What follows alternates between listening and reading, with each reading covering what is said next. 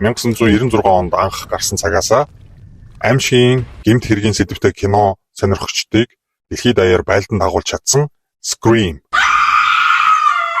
Зохиолч Кевин Вильямсны бичсэн Miramax болон Dimension кино студийн бүтээсэн энэ кино маш бага зардлаар 173 сая долларын ашиг зөвхөн кино театруудаас олж чадсан байдаг.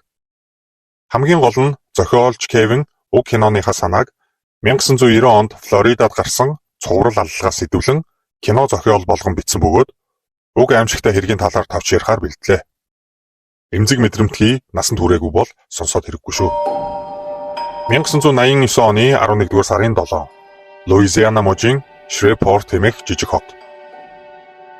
Уг хотын нэгэн орсон суугч хөршинхэн машин гадаана байгаа хэрнээ хэд хоног огт харагдахгүй цонхны хөшгөөж өдөр огт нээхгүй байгааг анзаарч санаан зовон хаалгыг нь тогшоод ямар нэгэн хариу аваагүй тул хөшгөө дутуу хаасан нэг цонхны завсраар дотгошоо хараад өөрийн ирэхгүй бурхан минь гэж ойролдог. Зочны өрөөний шал тэр чигтээ цусаар бодогдсон байсан бөгөөд бусад өрөөнүүдэд ч бас маш аимшигтай дүр зураг харагдсан учраас яаралтай хотынхоо цагдаагийн албанд дуудлага өгдөг.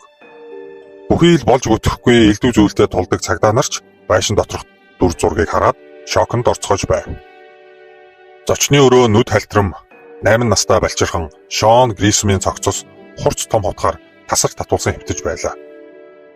Харин техникийн өрөөнд түүний өвөө 55 настай Том Грисм доошоо харсан байдалтай ардаасаа болон урдаасаа маш олон хутгалуулж нас барсан олддог. Аллах уугаар дууссангүй. Унтлагын өрөөнөөс 24 настай Жули Грисмийн цогцос мөн олон хутгалуулсан. Хүчндүүлсэн байдалтай олдсноор нэг гэр бүлийн 3 гишүүн буюу аав, охин, ач хүү гэсэн 3 үе маш хэрцгийгээр хөнөөгдсөн хүн амны хавтас тэрэг шинээр нэгдсэн байна. Энэ бол хулгай дээрэн биш гэдг нь анхнаасаа ойлгомжтой байлаа. Тухайн хотын цагдаа нарч ийм харгис аллагтай нүүр тулж байгааг учраас барьц алдцгааж зарим цагдаа нар байшингаас гүйн гарч уйлцгааж байв. Эрүүгийн гэмт хэргийн мөрдөгчд удалгүй газар дээр ирж 8 наст болон түүний өвөө хоёулаа хувцастайгаа байгааг харин 24 настай талигч бүсгүй Жули нүцгэн түүний хувцсыг урж тастан тайсан байсныг анзаарцгаадаг. Мөн Жулигийн амийг скотчоор дарж гарыг нь скотчоор хүлсэн байжээ. Эндээс харахад Жули бүсгүй энэ гэмт хэрэгтний гол бай байсан болов уу гэсэн таамаг гардаг. Алуурчин садист байх өндөр магадлалтай бас уул мөр огт үлдээгээгүй үзэхэд маш нарийн төлөвлөж үйлцэн гэдэг нь ил байв. Хамгийн түрүүнд Жулигийн найз залууг хардаж шалгасан боловч ойрын хэдэн өдөр хажуу мужид ажиллаар явж байсан гэдэг нь батлагддаг. Уг харгас аллах тухайн хотынхныг бүгдийг шоконд оруулж айдас давтуулсан хэдий ч мөрдөгчдийн ажил олигтой урагшлахгүй өдөр хоногуд явсаар л байв. 1990 оны 8-р сарын 26 Флорида мужийн Гэнсвилл хот. Энэ хотод Флоридагийн их сургууль байдаг учраас залуучуудаар дүүрэн зүг бүрээ суралцахаар ирсэн. Зарим нь анх удаа гэрээсээ хол газар ирж байгаа оюутнууд бужигнсан хот юм.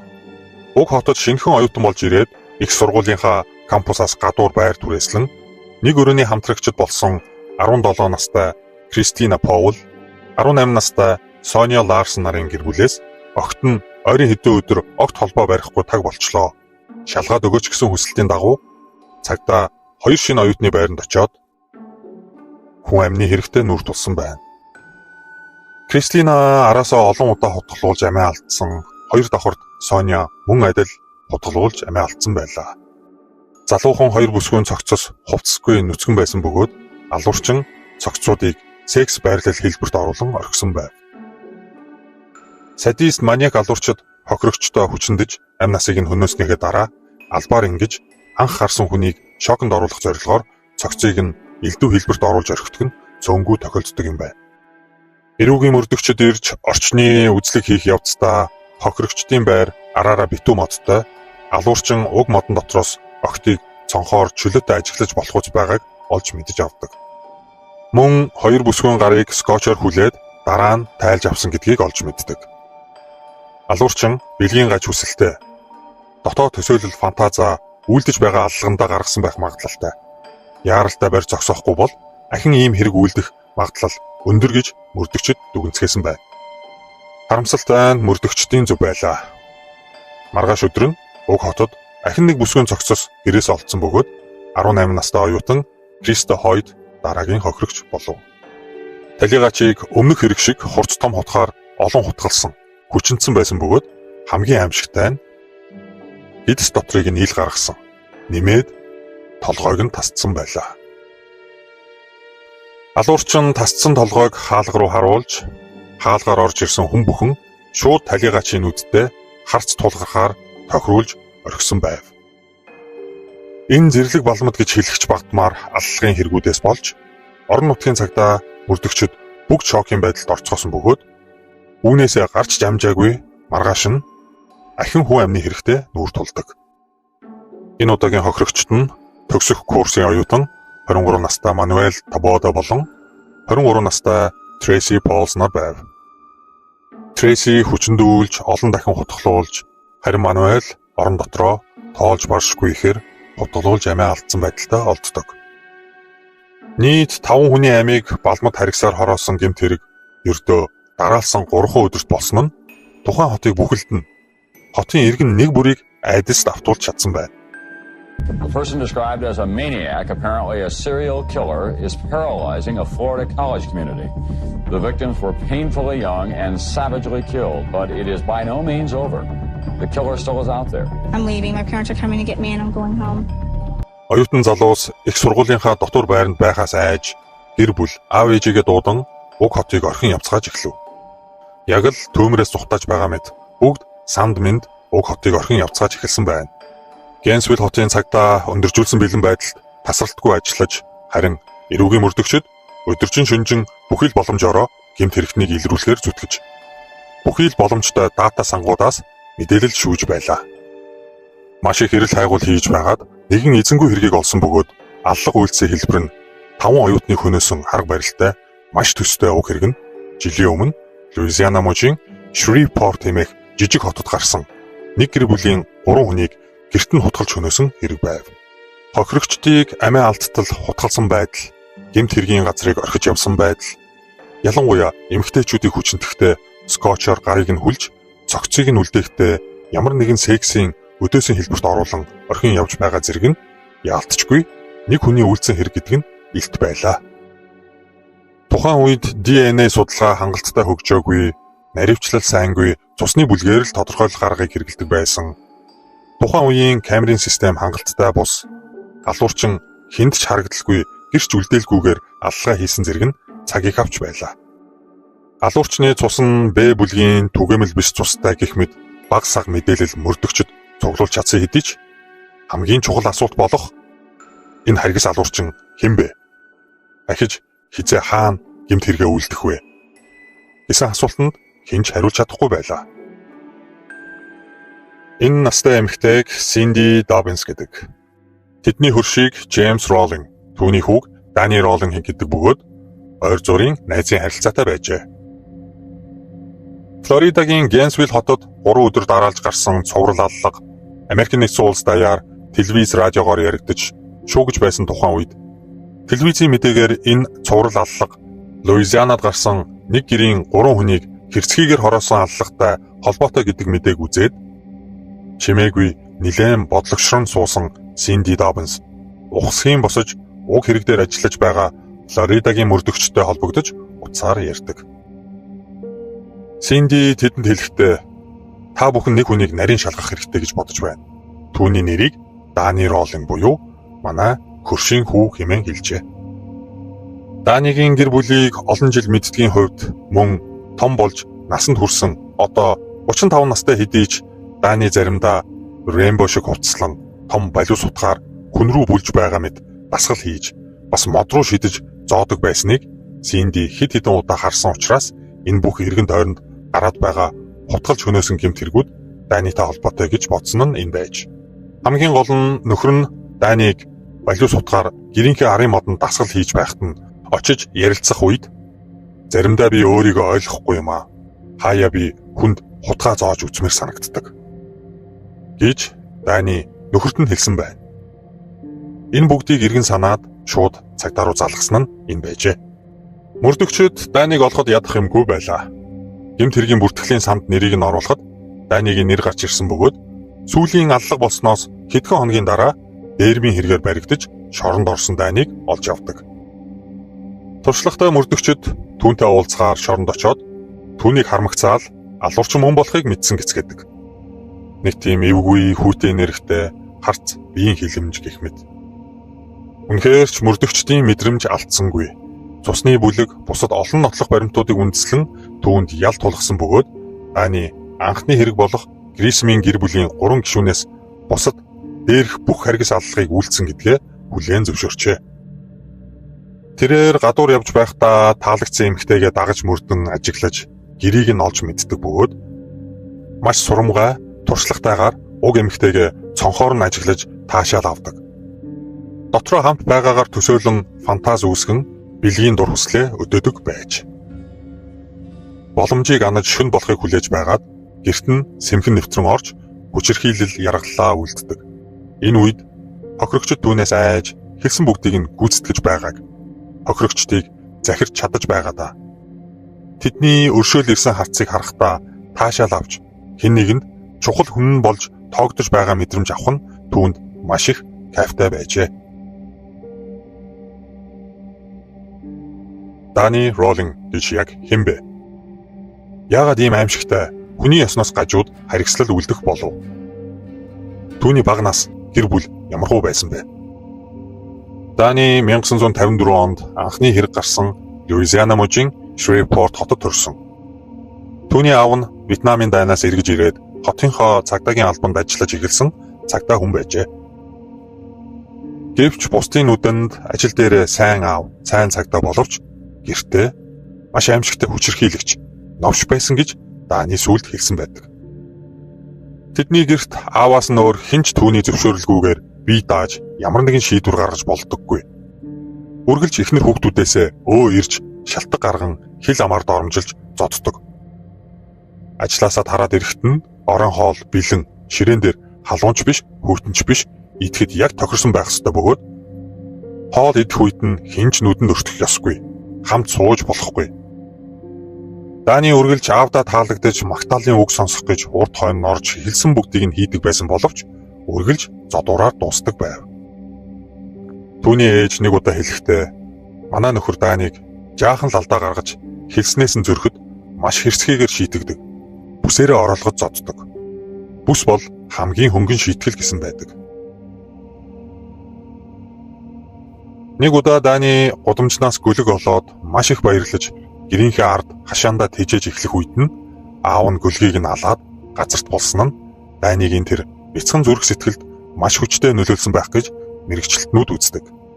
Хэрвээ Дани өөрийгөө зугаад суулж ямар нэгэн байдлаар баясаж, инээж, хөөрч тоглох бүрт аав нь тэр бүгдийг бяц дэвсэн устгаж байлаа. Энэ бүх гэр бүлийн аимшигтай дарамт хүчирхийллээс үүдэн ээж нь сэтгцийн асуудалтай болж Данич бас ирээдүйд үлдэх харгас яргаллынхаа сэтгэл зүйг олж авсан байх. 9 наснаасаа эхлэн Дани гудамжаар их тэнэж аль болох гэртээ орохгүй байхыг хичээж эхэлсэн бөгөөд энэ үед айлын цонхоор нууцаар харж ажиглах дадалтай болж эхэлжээ. Гэр бүлээрээ ширээгээ тойрон хоолоо хамтдаа идэж байгаа инээд хөрөөр дүүрэн жаргалтай айлыг харахаараа өөрийгөө тэдний дунд хамт байна гэж төсөөлж хэсэгхэн ч гэсэн тэдний жаргалыг мэдрэх гэж хичээдэг байснаа Дани цүүлд ярьсан байдаг. Ингэж айл гэр бүлийг цонхоор гаднаас нь нууцаар харах байдал нь улам хөгжиж 10 хэдэн нас хүрсэн үеэсээ эмэгтэйчүүдийг нууцаар хардаг болж эхэлсэн байна. Дутуу хагас хаасан хөшгөний цаана хувцас солих, уснаас нүцгэн гарах, орондоо орж байгаа, цаашлаад бэлгийн ажил хийж байгаа эмэгтэйчүүдийг хардаг болж эхэлсэн байна. Энэ үйлдэлтэй ч Дани маш дуртай байлаа. Цаг хугацаа өнгөрсөөр 20 нас хүрээд Дани эхнэр авч охинтой болж ажил төрөл хийгээд бусдын адил гэр бүлийн жаргалыг амсаж эхэлсэн боловч энэ бүхэн удаан үргэлжилсэнгүй. 2 жилийн дараа гэхэд тэрээр эхнэрээ баг багаар контролдож хэрв хэлснээс нь өөр байх юм бол шууд зодох гэж дайрдаг. Бүр цаашлаад эхнэр хүүхдтэй буу тулгадаг хүчирхийлэгч болж хөрсөн байна. Яг л аав шигэ. Түүний эхнэр энэ бүгдийг үл твчин охиноо аван дайнигаас салж явжээ. Үүний дараа тэрээр ажлаасаа халагдаж хулгай дээрмийн хэрэгээр 3 удаа шорон оронд орж гарч явсаар 1989 он болж дээрх хүнээс гарамгүй балмад аллуудаа үйлдсэн юм байна. Түүний шүүх хурал 1991 оны 11-р сард болсон бөгөөд 5 оюутныг маш хэрцгий боломдоор алж хүчирхийлсэн хэрэгтэй цаазын ял авсан юм. It is ordered in a judge that the defendant Danny Harold Rawling is hereby sentenced to death.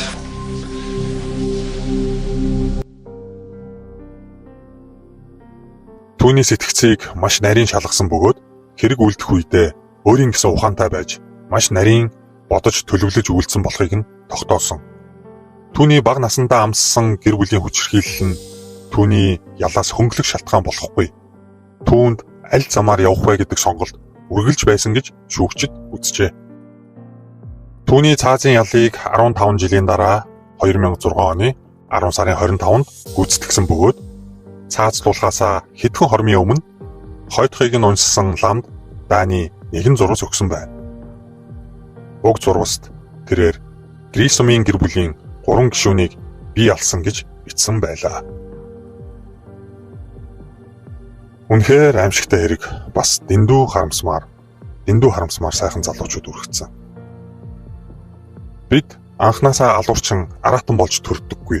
Харин бид өөрсдөө араатныг бүтээдэг гэдэг ямар үнэн үг болохыг энэ харамсалтай хэрэгээс харж болохоор. Даниг хүүхэд байхад нь жаахан ч гэсэн хайр гэж юу болохыг үзүүлж мэдрүүлсэн бол бүх зүйл өөр байх байсан даа гэж өөрийн ирэхгүй бодогдлоо.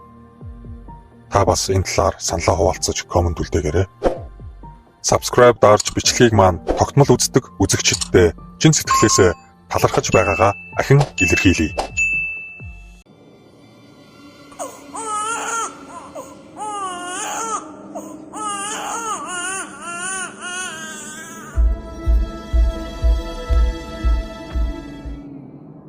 (1993 оны 3 дугаар сарын 25) Ohio мужийн Жиак хэмээх жижиг хот.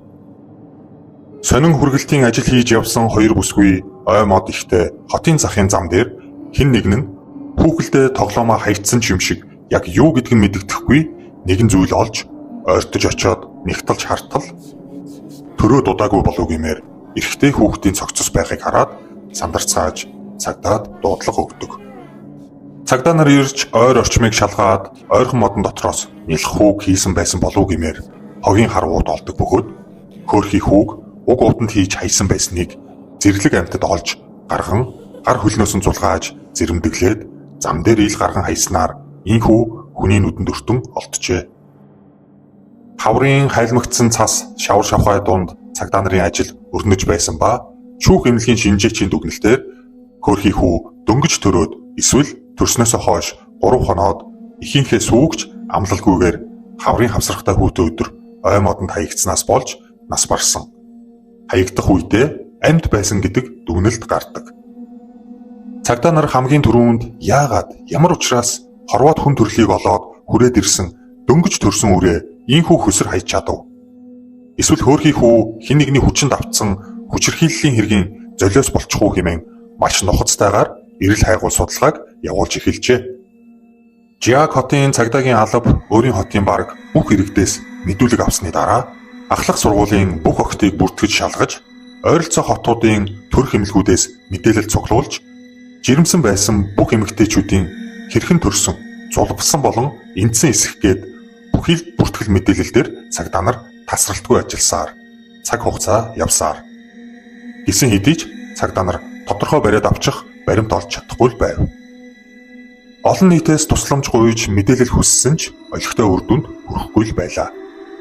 Тайван амгалан жижигхэн хотын иргэдэд уг мэдээ дороод харж хамгийн гол нь бүх хүмүүсийг шок, цочролд оруулан жихүүцүүлж ийм аимшигтай зүйлийг хэн хийж чаддаг байна хэмээн хүн эмгэнэл харамсалд автуулж байсан юм.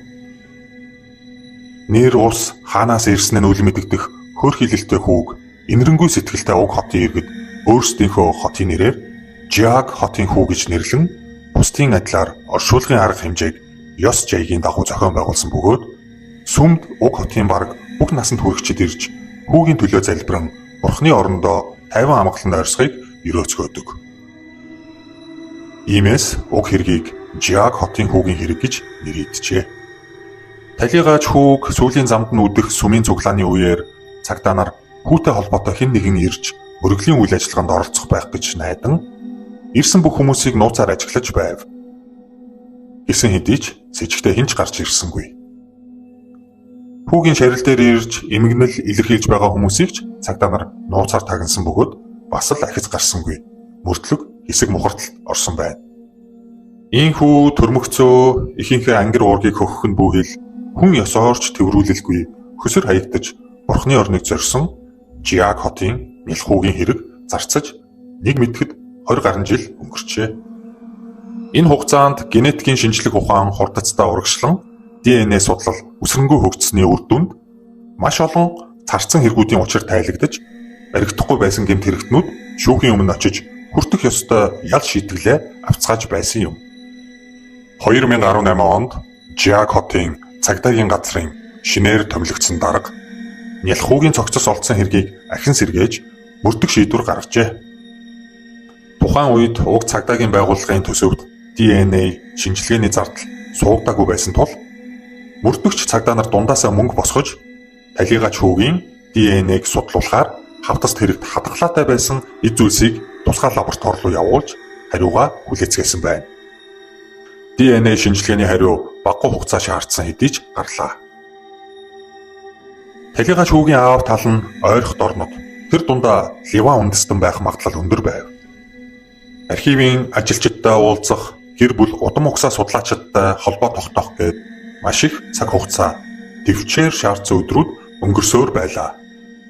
Жиаг хотын цагдаагийн алба ДНХ шинжилгээний хариутай тохирох ген бүхий нийт 1400 хүмүүсийн намтар түүхийг судлаж энэ дундаасаа түүрэлсэн хүмүүсийнхээ хаана юу хийж байгааг хүүгийн цогцос олдсон тэртех 25 жилийн өмнөх 1993 оны 3 дугаар сард хаана юу хийж явсныг олж тогтоох зэргээр маш уйггүй ажиллацгаасан байдаг. Энэ бүх хөдөлмөрийн үр дүнд талигаач Жиаг хотын хүүгийн генерэ холбогдсон хамаатан байх магадлалтай нэгэн залууг олж чаджээ. Небраска мужийн Омахо хотод амьдардаг уг залуутай цагдаагийнхан яаралтай холбогдсон учир байдлаа хэлсэн бөгөөд уг залууч хамтран ажиллахаа илэрхийлж өөрийн гэр бүлийн бүх хамаатан садангийнхаа мэдээллийг буюу ургийн модны зураг Жиаг хотын цагдаа нарт өгдөг. Уг хамаатнуудаас нь мэдээлэл цуглуулж ярилцлага авч байх үед нэгэн хамаатных нь хүн ингэж хэлжээ. 1992 оны 11 дугаар сард болдог талархлын баяраар хамаатнуудаараа цугларч уулзцгаах үед манай нэг хамаатны Марк гэдэг залуу найз бүсгүйгээ дагуулж ирсэн. Тэр бүсгүй нь жирэмсэн юм шиг харагдаж байсан ч өөрөөсөө энэ талаараа огт ярихгүй байсан тул асуугаагүй орхисон. Бас тэднийг охинтой эсвэл хүүтэй болсон гэсэн юу ч дуулдаагүй учраас тэгсгээд мартагдсан гэж цагдаа нарт хэлсэн нь маш хэрэгтэй мэдээлэл байлаа. Марк Ричи ойрхот орондоос Америкийн нэгдсэн улсад цагаачлан ирсэн 4 магадгүй 5 дахь үеийн Ливан цустай залуу ба тухайн үед Гэл хэмээх бүсгүйтэй дотн үерхэж байсан. Гэл нь ээж аавтайгаа амьдардаг. Тэд тусдаа хараахан гараагүй байжээ. Мөрдөгчд эхлээд тухайн үед хамт амьдарч байснаар нь Гэл бүсгүйн аавтай нь уулзаж ярилцахаар очисон боловч аав нь тэр үед охин нь баг зэрэг махлаг байсан. Тэрнээс жирэмсэн байсан гэдгийг үгүйсгэж байлаа. Гэхдээ аав нь цагдаа нарт нэгэн хэрэгтэй мэдээллийг өгсөн нь түүний охин Гэл нь нөхөртөөгөө нэгэн амралтын газар танилцсан. Нөхөр Марк нь Ливан удамтай гэдгийг нь хэлж цагдаа нарыг зөв мөрөөр явж байгааг баталж өгдөг. Анх танилцсан гих амралтын газрыг нь газрын зураг дээр шалгаад үзтэл хөөрхий хүүгийн цогцос олдсон газраас ердөө ганцхан майлын зайтай байсан нь маш сэжигтэй бөгөөд чухал мэдээлэл болдог. Ингээд мөрдөгчд хоорондоо нухацтай ярилцсны үндсэн дээр 2019 оны 5 дугаар сарын 19-нд талигаач хүүгийн ээж гэж тогтоогдсон Гэлтэй эхэлж ярилцахаар гэрийнх нь гадаа хүлээцгэлээ.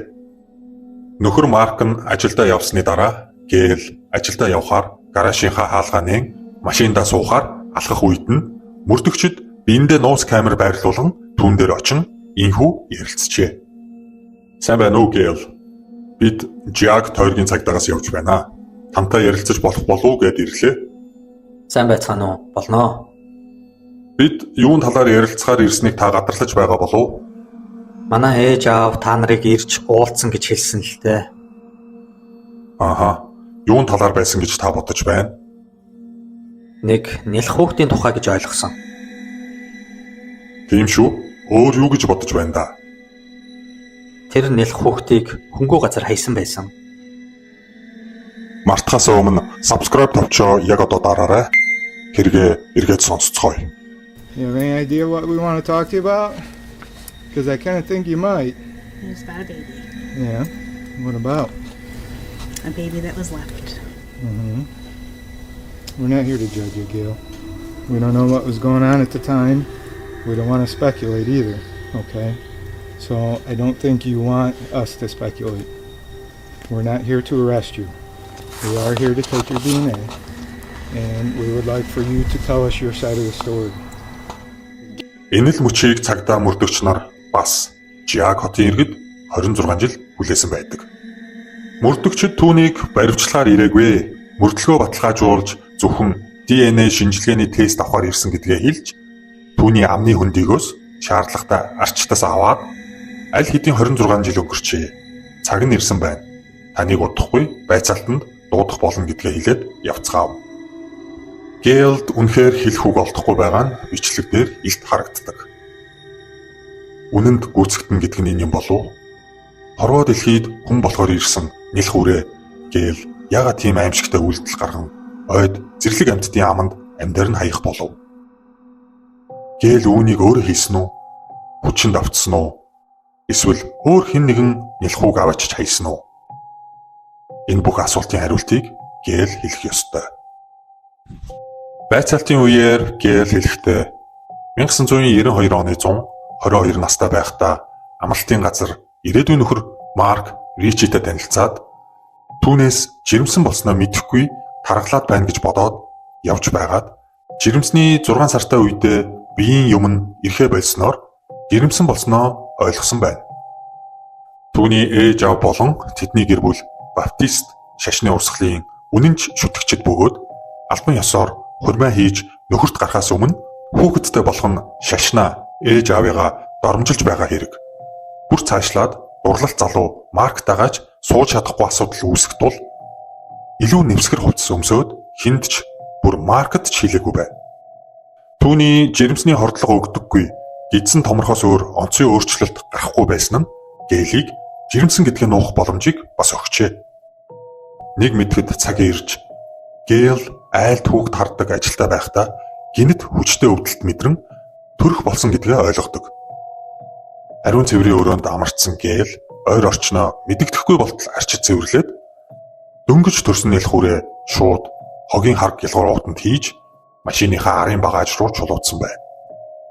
Тухайн үед айлын эзэд байхгүй ажилтай бага насны хүүхэд хараад ганцаараа байсан Гээлийг хинч төрчихлөө гэж сэжиг аваагүй. Бүр түүнийг жирэмсэн байсан гэдгийг нь хинч мэдээгүй байдаг. Ингээд хүүхэд харах ажлаа дууссаны дараа Гeel ууттай нэлх үрээ хаяхаар хотоос гарахаар шийдэн нөхөртөөгөө анх танилцсан амралтын газрыг чиглэн давхсан байна. Амралтын газар болон Жак хотын дунд ирсэн Гeel автомашин хүн харагдахгүй мотор хүрээлэгдсэн эзэнгүй замаар явж байгаагаа анзааран тэндээ зогсож хаврын хавсрахтай цастай хүйтэнч үл тоон ойр руу ороод дөнгөж төрсөн нэлх үрээ хийсэн харвуута хөсөр хайсан байна. Мөрдөгчд үнэндээ түүний хэлснийг сонсоод үнэхээр гутарч байлаа. Төрсөн үрээ тэр хүүхэд гэж ярихаас гадна та яг хэдний өдөр төрснөө санаж байна уу? Та хүүхдээ эрэхтэй эсвэл эмэгтэй гэдгийг мэдсэн үү гэдэг асуултанд Гeel хариулж чадахгүй байлаа. Энэ үед хэсэг мөрдөгчд нөхөр Марктай уулзахдаа эхнэр нь төрсөн үрээ дөнгөж хорвоод мэдлэмэгцэн ууданд хийгээд хайсныг хэлэхэд Марк үнэхээр шоконд орж хэлэх үггүй болж байв. Үүнээс гадна байцаалтын явцад Гeel мөрдөгчдийг бас нөхөр Маркига дахин шоконд оруулах санаанд оромгүй зүйл ярьсан бөгөөд Жак хотод хөсөр хайсан хүүгийн өмнөх жил бас нэг хүүхэд төрүүлсэн гэдгээ хэлдэг. Мөрдөгчд ийм хүлээлтгүй байсан тул хүүхдийг хаана байгааг, хэн өсгөж байгааг асуухад Гейлийн хариулт "Би түүнийг бууданд хийгээд хүнгүй өндөр өвстэй газар хайсан" гэж хариулсан нь үнэхээр дотор муухай ариун. Бас л ариун цэврийн өрөөнд төрөөд ангир уургаа амлуулах нь бүү хэл охин уу хүү юу гэж хүүсийг нь ч мэдхийг хүсээгүй гээл дөнгөж төрсөн үрээ хогийн харгуутанд хийхдээ яг юу бодож байсан бол Адгуус амтэн ч үр зулцгаа ингэхгүй дээ. Түүний хэлсэн газраар цагдаа нар нилээн нарийн хайлт хийсэн боловч юу ч олдоогүй юм. Аргагүй байх л та 27 жилийн дараа туулайн чинээ бяцхан биенээс юу ч үлдэхгүй нь ойлгомжтой. За ингээд мөрдлөг амжилттай дуусч 2019 оны 6 дугаар сарын 6-нд 49 настай Гейлийг Жиак хүүгийн ам насыг харигсаар санаатаагаар бүрлэгсэн хэрэгээр баривчилжээ. Гэвч түүний шүүх хурал эхлэх хугацаа баггүй саацсан бөгөөд шалтгаан нь анхны хүүхдээ 1991 онд төрүүлмэгцээ хээр хайсан хэргийн нотлох баримт олдохгүй байсан юм. Энэ бүхний эцэст 22 онд Гейлийн шүүх хурал эхэлжээ. Гейл болон түүний өмгөөлөгч нар хүүхэд амьгүй төрсөн тул өөрсдийгөө буруугүй гэж үзэн ялаас чөлөөлж өгөхийг хүсэж байсан бол яллагч талаас Гейлийг сэтгцийн эрүүл мэндийн ямар ч асуудалгүй гэр бүлийн болон бусад ямар нэгэн дарамт хүчирхийллийн нөлөөгүйгээр зүгээр л маш харгас бас хүйтэн сэтгэл гаргаж амьд төрсөн хүүхдээ мэдсээр байж хайсан гэж үзэн Жиак хотын хүүгийн цогцост задлан хийсэн шүүхийн эмчийн дүгнэлтүүдээр нялх хүү хаягдах үедээ амьд байсан гэдгийг баталж чаддаг. Харин анхны хаягдаж нас барсан нялх хүүгийн талаар нотлох ямар ч баримт олдоогүй тул хэрэгсгүй болгож хэргийг хаасан байна. Илэг эмтэрмээр харгас үйлдэлтэй Гейл бүх насаараа хоригдох ял авсан ба шүүх хурлын хамгийн сүүлд "Би олон жил шүүгч хийхдээ хизээж ийм цэвдэг хүйтэн эмэгтэй хүнтэй таарч байсангүй. Гейл, та бол хүн биш. Та мангас байна. Бүх насаараа хоригдохч багтана" гэж шүүгч хэлснээр 26 жил илрээгүй байсан Жиак хотын хүүгийн хэрэг нэг талдаа гарч харагджээ. Жиак хотын хүүнд амгалан орсож байна. Олны инэрлийг хүртэж чадсан ч харамсалтай нь оройтжээ. Оройтсон байна түүнд туслахад. Оройтсон байна бүхнийг эргүүлж засахад. Гэвч сургамж авахад хизээж оройтохгүй. Гэвч хайрлаж инэрхэд хизээж оройтохгүй гэсэн талига чүүгийн булшин дээрх бичээсээр бичлэгээ өндөрлөж байна.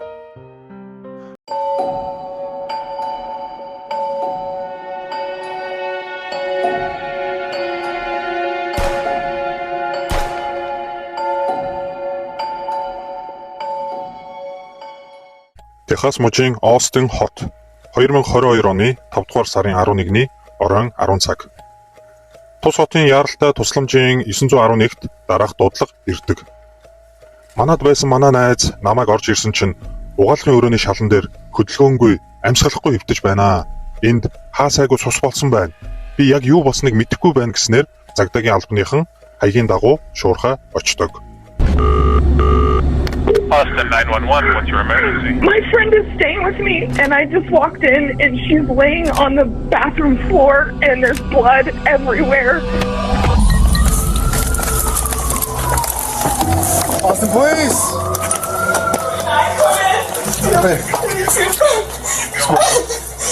Do I stop? Дуудлага өгсөн бүсгүйг Каш гэдэг цагдаа нарыг ирэх үед цусан дунд хөдөлгөөнгүй хэвтэх найздаа анхны тусламж үзүүлэхийг оролдон зүрхний даралттай иллэг хийж байлаа. Цагдаа нартай уралдан түргэний эмч нар ирсэн хэдий ч цээжиндээ нэг толгоондоо 2 буудуулсан хохирогч Энна Уилсонд амьд үлдэх ямар ч боломж байсангүй. Газар дээрээ тэр дороо амиа алджээ.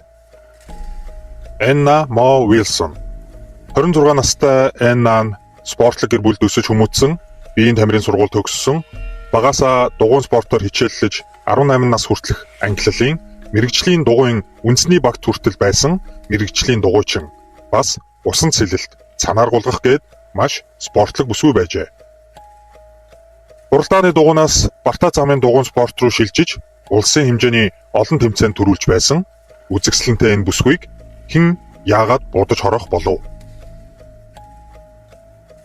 Эхний үзлэгээр цагдаа нар орон гэрийн хулгайч хөнгүү байна гэж андуурч орсон байшинд Эннатай халз тулсандаа сандарч түүнийг бууцсан байх гэж таамагласан. Шалтгаан нь мэрэгжлийн дугуйчдын ундаг дугуй маш үнэтэй байдаг. Жишээ нь талигач Эннагийн дугуй $14,000 үнэтэй. Ер нь $24,000 түүнээс дээш үнэтэй уралдааны ундаг дугуйнууд ч байдаг юм байна. Энна хэд хоногийн дараа болох тэмцээнд хүрэлцэн ирж найз Кашин гэрт хэд хонож байсан бөгөөд гэр дотор хаалхны хажууд тэмцээнд ороход бэлэн болгоод тавьсан байсан Эннагийн дугуй байхгүй байгааг гэрийн эзэн Каш цагдаа нарт хэлсэн учраас ийхүү цагдаа нар хулгайн үйлдэл нь хүн амны хэрэг болж гэж таамаглажээ. Гэсэн хэдий ч гэрийн хажууд байх мод бутан дундаас Эннагийн үнэтэй дугуй олдсон.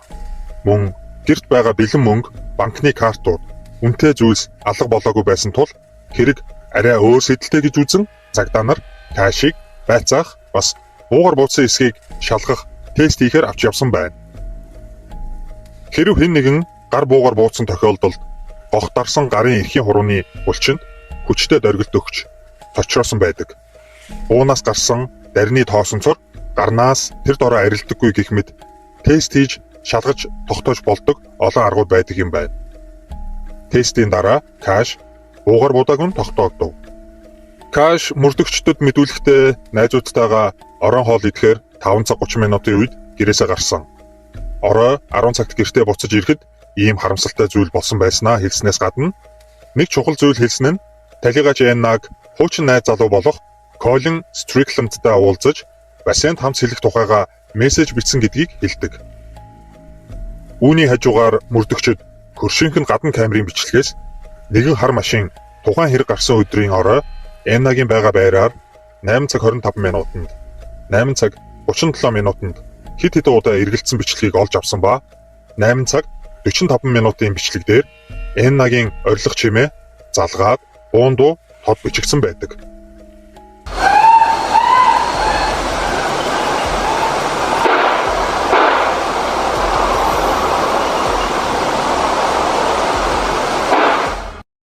Буундууны дараа хар машин Эннагийн байрыг орхин явсан байна. Машин дотор хэн байгааг олж харах боломжгүй байсан хэдий ч машины загварыг бас ардаа дугуй ачдаг хэрэгсэл тогтоосныг олж мэддэг. Хэрэг гарсны маргааш өглөө мөрдөгчд Эннагийн хамгийн сүүлд уулзсан хуучин найз залуу байсан гэх Колин Стрикландтай уулзахаар гэрт нь ирлээ. Тэдний гэрийн гадаа хэрэг болсон газар нааш цааш эргэлдэж буун дууны дараа ахиж үзэгдээгүй хар машин дүрээрээ зогсож байгааг мөрдөгчд маш сайн анзаардаг. Эннаг өнгөрсөн орой нас барсан харамсалтай бас цочрон мэдээг Колинд дуулгахад тэрээр тийм ч ихээр цочирдож хүлээж авсангүй.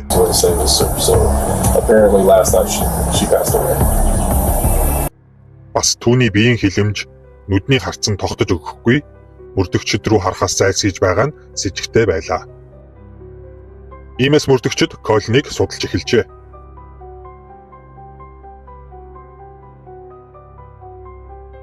Тэгэхээр Колин Стрикланд гэж хэм бэ? Эннатай нас чацуу 26 настай бас л олон тэмцээнд төрүүлж байсан мэрэгжлийн дугуйчин Колин хэмээх энэ залуу нь өмнөх жилийн 10 дугаар сард үерхэж байсан найз охин Кейтлин Армстронгоос салсан энэ үедээ өмнө нь таньдаг байсан талигач Эннатай илүү дотн танилцсан романтик харилцаатай болжээ. Вермонт мужид амьдардаг Энна нь Колины амьдардаг Техасын Остин хотод болох тэмцээнд оролцохоор ирээд мэдээж Колинтой уулзсан байна. Гэтэл энэ үед Колин өмнөх найз охин Кейтлинтэйгээ эргэж уулздаг. Бүр нэг байшинд хамт амьдардаг болсон байсан хэдий ч Колины хувьд энэ харилцаа нь on and off буюу яг албан ёсны биш. Учир нь тэр хоёр тусдаа өөр өрөөтэй Кейтлин янз бүрийн залуучуудтай болцдог. Үүнийг нь би огт тоодоггүй. Тийм байтал Кейтлин намайг Эннагийн талаар ярихаар бухимдаж уурлах гээд байдгийг гайхдаг гэдгээ Колин найзуудтай ярьж байжээ. Тийм хэдий ч Колин Кейтлинээс яг таг салчихгүй үргэлж хамт явдаг шалтгаанаа бизнесийн хамтрагч учраас гэж тайлбарладаг байж. Нэг ёсондоо Колин хоёр бүсгүйд яг яах гээд яг хинтэн цааш үерхэх гээд байгаа нь тодорхойгүй ойлгомжгүй сэтгэгдэл үлдээгээд яваад байсан бололтой. Харин Кэтлиний хувьд бол байдал эсэргээр. Колин бол түүний найз залуу. Тэр хоёрын дундуур өөр хинж орох ёсгүй. Гялс нэг юм хэлэхий. Хэрв та манай суугт subscribe дарж амжаагүй байгаа бол яг одоо дараарай. Баярлалаа. Эргээ үргэлжлүүлэн сонсцгоё. Колин байцаалт ярилцлагын үеэр Эннатай 6 цаг 30 минутын үед уулзаж, бассейнд сэлцгээсний дараа хамтдаа хоолнд орсон. Тэгээд бүрэнхий болохоос өмнө 8 цаг 30 минутын үед түүнийг түр барьлаж байгаа найз Кашийн гэрт хүргэж өгсөн. Түүнээс хойш түүнийг хараагүй, холбогдоогүй гэж мэдүүлдэг. 9 цагт гэртээ ирэхэд миний араас 9 цаг 20 минутын үед Кэтлин орж ирсэн. Бас гэрийнхэн гадаа байгаа ардаа ундаг дугуй тогтоогчтой хар машиныг Кэтлин ундаг болохыг. Үүнээс гадна өнгөрсөн 12 дугаар сард гар буу худалдаж авснаа хэлдэг. Баггүй хугацааны байцаалтын сүүл үеэр Колин сэтгэл хөдлөлөө барьж чадалгүй. Би Эннаг алаагүй. Би биш гэж уйлсан байдаг. За тэгвэл Колины хамт амьдарч байгаа найз бүсгүй гэх Кэтлин Армстронг 35 настай, Энна болон Колин хоёроос 9 насаар ихч, йогийн багш хийдэг. Дугуйн спортоор хичээллэх үеэрээ Колинтой танилцж байсан. Кэтлин өмнө нь зан харилцааны доголдолтой, түрэмгий зан араншинтай, гэр ахуйн хүчирхийллийн бүртгэлтэй, шүүхээс анхааруулга, сануулга авч байсан түүхтэй болохыг олж мэдсэн мөрдөгчд Кэтлинийг байцаалт авахаар авчирсан хэдий ч бүтлгүүцсэн байна. Түүнтэй янз бүрээр ярилцах гэж оролдоод түүнээс олигтой мэдээлэл авч чаддаггүй. Учир нь Кэтлин би өмгөөлөгчгүйгээр ямар нэгэн асуултанд чинь хариулмаагүй байна. Бас би баривчлагдаагүй. Хүссэн цагтаа эндээс явж болох учраас ярилцлагыг одоо дуусгаж явмаар байна гэдгээ мөрдөгчдийг асуулт асуух бүрт хэлж байлаа. Бүр талигаач та хоёрын хооронд тодорхой асуудал үүссэн байсан гэж Колин бидэнд хэлсэн. Чиний машин талигаачийн байрны орчмоор эргэлдэж байгаа бичлэг бидэнд байна. Тэнд юу хийж явсан бэ? Ямар нэгэн тайлбар байна уу гэж мөрдөгчдийн асуусан асуултанд ч хариулахаас зайлсхийж, нэг бол өмгөөлөгч дууд эсвэл намайг явуул гэдгээс өөр зүйл хариулахгүй байв. Энэ нь мэдээж маш с ิจ гтэй хэдий ч өөрийнхөө ямар эрх эдэлж болохыг мэдэж байсан Кэтлинийг мөрдөгчд зүгээр л явуулахаас өөр зүйл хийж чадаагүй байна. Хэрэг гарснаас хойш 3-4 дахь өдрүүдээс мөрдлөг шинжилгээнүүдийн хариунууд гарч эхэлдэг. Талигаачийг буутсан сумны хонгойны шинжилгээний дүнгээр уг сум Колины худалдаж авсан буугаар буутсан батлагддаг. Уг бууг Кэтлин Колиноос нууцаар авсан байх магадлалтай. Бас буун дуу гарахаас өмнө болон дараа хөршин камерт олон давтамжтай бичигдсэн хар машины эзэн бол Кэтлин байсныг олж тогтоодог. Үүнээс гадна уг аллах болсон цагуудаар Кэтлин йогийн ангитай байсан гэдэг нь батлагдаагүй. Нэг ёсондоо худлаа байсан. Иймээс мөрдөгчд Кэтлин дээр анхаарлаа хандуулж, сэжигтнэр тооцсон, яаралтай ахин байцаалтанд дуудах. Шаардлагатай бол баривчлах арга хэмжээ авахар түүнийг хайсан боловч яг энэ үед Кэтлин Төв Америкийн виз шаарддаггүй Коста Рика улсад онгоцноос газардаж байлаа. Тэгэхээр яг юу болсон бэ? Амжилттай яваа залуухан үзэсгэлэнтэй Энна бүсгүйд Кэтлин анхнаасаа л атаархдаг. Бас найз залуу гэж боддог Колиныг үргэлж түүнтэй харддаг байсан байна. Тухайн орой Энна Колин хоёрыг орон хоол хамт идэд дуусгаас эхлээд Эннаг хүргэж өгөх мөчөд ч Кэтлин тэр хоёрыг мөрдөж ажиглаж байсан нь гар утасны сүлжээний байршлаар батлагддаг ба Колин Эннаг найзынд нь хүргэж өгөөд буулгаад явсны дараа Кэтлин дотогшоо орж Колины гар буугаар Эннаг 3 удаа буудаж хороогоод зүгтсэн. Тэр хэсэг нь хөршин камерт бичигдсэнийг бид үзсэн билээ.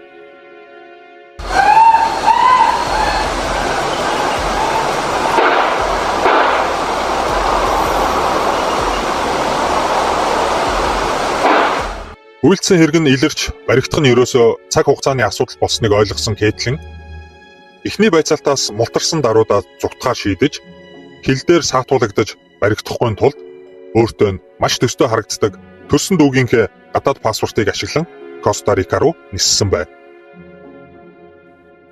Тэрээр очисон даруйдаа йогийн хувийн сургагч багшийн ажил хайж байснаас гадна гоо сайхны хагалгаанд орж нүүр хэсэг гадна төрхөө өөрчлөн баригдахгүй байх янз бүрийн арга хэрэгэлсэн хэдий ч түүнийг хоёр улсын хамтарсан мөрдөгчд барьж авч гэмт хэрэг үйлдсэн Америкийн нэгдсэн улс руу буцаажээ.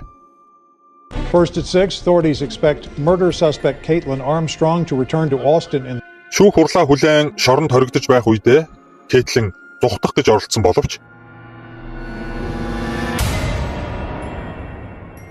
мэдээж амжилтгүй болсон нь ойлгомжтой. 2023 оны 11-р сарын 16-нд түүний шүүх хурал болж маш олон нотлох баримтууд дээр үндэслэн түүнийг 1-р зэрэглэлийн хүн амны хэрэгээр санаатайгаар хүний амь насыг хөнөөсөн тооцсон гин буруутай гэж үзэн 90 жилийн ял өгснөөр энэхүү хэрэг хаагджээ. Уг нь Техас муж бол цаазын ялтай муж.